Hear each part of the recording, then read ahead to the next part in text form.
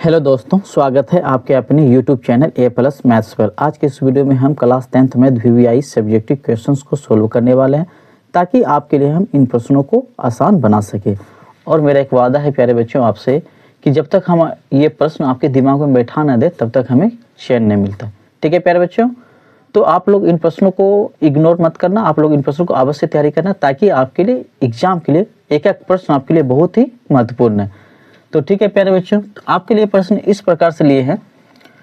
आकृति में, आकृति बोलो तो चित्र बोलो या आकृति, दोनों एक ही चीज होता है। ठीक है प्यारे बच्चों, यदि एल एम समांतर सी बी, यानी कि एल एम समांतर किसके हो रहे हैं, सी बी, और एल एन समांतर सी डी, एल से एन समांतर किसके, ये सी डी हो, तो सिद्ध कीजिए कि ए एम बटे ए बी, यानी कि ए एम बटे ए बी अब बराबर में ए एन बटे ए डी, ये हमें सिद्ध करना है। ठीक है प्यारे बच्चों, तो सबसे पहले हमें जो दिया है उसे लिख लेते हैं।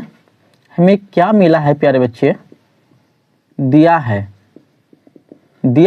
एल एम समांतर सी बी, इसे लिख लेते हैं एल एम समांतर सी बी, और आगे मिला हमें एल एन समांतर सी डी, एल एन समांतर सी डी, ये हमें मिला है प्यारे बच्चों। ठीक है, सिद्ध करना है, सिद्ध करना है, सिद्ध क्या करना है प्यारे बच्चों, ये वाला ए एम बटे ए बी, ए एम बटे ए बी बराबर में हमें ए एन बटे ए डी, ए डी। ठीक है प्यारे बच्चों, ये हमें सिद्ध करना है। अब हम आगे सवाल स्टार्ट करते हैं प्यारे बच्चों। सबसे पहले प्रमाण, ध्यान से समझना। हम ले रहे हैं प्यारे बच्चों त्रिभुज ए बी सी में, ऊपर वाला हिस्सा में ले रहे हैं त्रिभुज ए बी सी में। ध्यान देना प्यारे बच्चों, ए बी सी में क्या हो रहा है, एल एम समांतर किसका हो रहा है, सी बी का, जो हमें मिला है एल एम समांतर सी बी, इसे ले लेते हैं एल एम समांतर सी बी। ठीक है, थेल्स प्रमेय से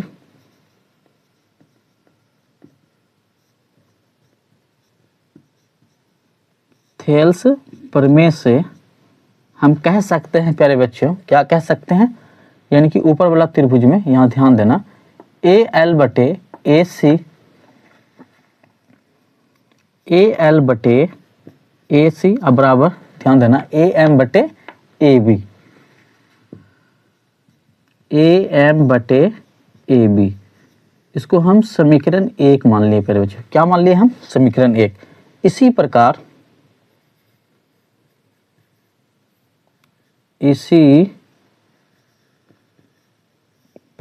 क्या करेंगे हम प्यारे बच्चों, त्रिभुज ए सी डी में, अभी नीचे वाला त्रिभुज ले रहे हैं, ध्यान से देखना, ए सी डी में, इसमें ले रहे हैं प्यारे बच्चों एल एन समांतर किसके, सी डी के, जो ये भी मिला है हमें एल एन समांतर सी डी, एल एन समांतर किसके, सी डी। इसमें भी हम थेल्स प्रमेय से क्या कह सकते हैं प्यारे बच्चों, ए एल बटे ए सी बराबर ए एन बटे ए डी।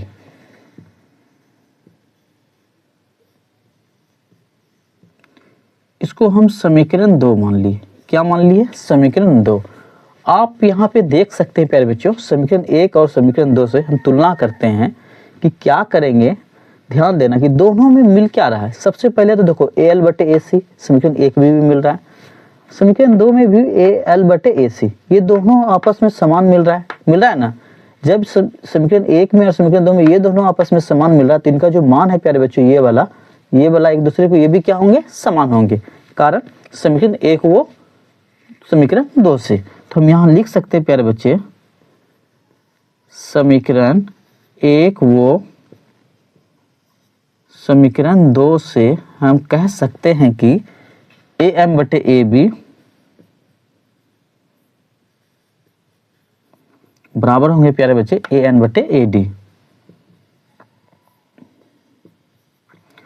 और हमें यही चीज पुराना है प्यारे बच्चे। देखो हमें सिद्ध क्या करना था, ए एम बटे ए बी बराबर में ए एन बटे ए डी, बराबर में क्या ए एन बटे ए डी, ये मेरा बराबर मिल गया, इससे मिल गया ना, यही मेरा सिद्ध हुआ। ठीक है प्यारे बच्चों, तो हम यहाँ लिख सकते हैं प्रूव्ड। आशा करते हैं कि ये प्रश्न आपको काफी समझ में आ गए होंगे। हम कोशिश किए प्यारे बच्चों आपके लिए शॉर्ट से शॉर्ट तरीका, और हमने उसको सोल्व भी किए, और हमें उम्मीद है कि आपको ये प्रश्न पसंद यानी कि समझ में भी आए होंगे। तो हम नेक्स्ट प्रश्न की ओर बढ़ते हैं। आपका प्रश्न इस प्रकार से लिए हैं प्यारे बच्चे कि प्रश्न में कह रहा है द्विघात समीकरण 3x square minus 2x plus 1/3 बराबर 0 का विविक्तर मूलों की प्रकृति तथा द्विघात सूत्र का उपयोग कर यानी प्रयोग कर से हमें क्या निकालना है प्यारे बच्चे, मूल ज्ञात करना है। इन प्रश्नों में हमें मूल ज्ञात करना बिल्कुल ही लाजवाब प्रश्न है, और इस टाइप से प्रश्न बार बार एग्जाम में पूछे जाते हैं प्यारे बच्चे, तो आप लोग इन प्रश्नों को अवश्य तैयारी करें। हम चाहेंगे आपके लिए शॉर्ट से शॉर्ट तरीका सोल्व करें ताकि आपके दिमाग में हम बैठा सकें। तो सबसे पहली बात, हम इन समीकरण में मिला क्या है वो हम लिख लेते हैं प्यारे बच्चे। हमें यहाँ जो मिला है प्यारे बच्चे, ध्यान से देखना, a बराबर मिला है एक्स स्क्वायर गुना क्या है 3, यानी कि a का मान 3 मिला है। b बराबर मिला है x का गुना कि -2, ये b का मान होता है प्यारे बच्चों। एवं c का भी मान हमें मिला है 1/3, तो ये लिख लिए। अब हमें करना क्या होगा, ये विविक्तर का फॉर्मूला लगाते हैं। यहाँ लिख लेते हैं विविक्तर।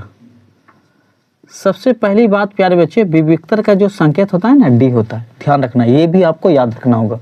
और डी बराबर जो सूत्र होता है प्यारे बच्चे क्या होता है, B square minus 4ac। B का मान है -2, तो यहाँ -2 इसका स्क्वायर कर दिए -4 गुना ए का मान 3 है इंटू सी का मान 1/3 है। 3 से 3 कट हो जाएंगे प्यारे बच्चे, -2 का वर्ग 4 और माइनस ये 4 गुना करेंगे तो 4, ठीक है ना। 4 में 4 घटात क्या हो गया 0, यानी कि विविक्तर यानी कि 0 मेरा निकल के रेडी हो गया। ये आंसर विविक्तर का हो गया। लेकिन हमें प्रश्न पूछ रहा है कि मूलों की प्रकृति, तो हमें यहाँ मूलों की प्रकृति निकालना होगा प्यारे बच्चों। मूलों की प्रकृति, तो मूलों की प्रकृति होंगे प्यारे बच्चों, क्या होंगे समझना। d किसके बराबर हो रहे हैं प्यारे बच्चों, 0 के। d का जो मान आया 0 किसके बराबर, 0 के बराबर हो रहे हैं, तो यहाँ लिखना होगा चूंकि d 0 के बराबर हो रहे हैं। जब ये मूलों की प्रकृति निकले d 0 के बराबर, जब ये 0 के बराबर होंगे तो मेरा मूल क्या होगा, इसलिए मूल वास्तविक, ध्यान देना यहाँ पे, वास्तविक एवं समान होंगे, समान होंगे। समान होने के कारण से हमें क्या होगा प्यारे बच्चों, इनका 2 गो मूल निकल जाएगा। ठीक है, तो 2 गो मूल कैसे निकालें, तो हम द्विघात सूत्र से निकालेंगे। तो यहाँ लिख सकते हैं द्विघात सूत्र से। द्विघात सूत्र क्या होता है प्यारे बच्चों, x बराबर होता है -b प्लस माइनस √d, अब बटे क्या होता है 2a। अब इस पे हम मान बैठा देंगे, मेरा आंसर निकल के रेडी हो जाएगा। देखो ये माइनस है तो माइनस, b का मान देखो प्यारे बच्चों -2 है, तो यहाँ लिख सकते हैं -2 प्लस माइनस रूट है रूट, d का मान क्या है प्यारे बच्चों 0, तो हमने यहाँ पे 0 बैठा दिए, बटा क्या है 2a। 2 गुना a का मान कितना है प्यारे बच्चों 3, तो यहाँ पे 3 बैठा दिए। समझना, माइनस गुना माइनस प्लस हो जाएंगे प्यारे बच्चों, ये 2 प्लस माइनस 0 का वर्गमूल 0 हो जाएंगे। ठीक है प्यारे बच्चों, और 2 3 6। अब यहाँ पे हम क्या करेंगे प्यारे बच्चों, x का मान एक बार 2 को यानी कि प्लस के साथ 0 लेंगे, तो 2 में 0 जोड़ेंगे तो क्या होगा 2 होंगे, और बटा ये 6 कटाएंगे प्यारे बच्चों तो 1/3 हो जाएंगे, होंगे ना। अगर इसी प्रकार से 2 में अगर माइनस के साथ 0 लेंगे, 2 में माइनस घटाएंगे तो 0, 2 में -0 घटाएंगे तो क्या होगा, इसका भी 2 आएगा, और 2/6 इसको भी कटाएंगे तो 1/3, यानी कि हम इसको लिख सकते हैं। अतः मूल बराबर क्या होंगे प्यारे बच्चों 1/3 एवं 1/3 होंगे। ठीक है प्यारे बच्चों, इस प्रकार से हमने ये सवाल को सोल्व कर दिए हैं। कि आई होप कि ये प्रश्न आपको काफ़ी समझ में आ गए होंगे।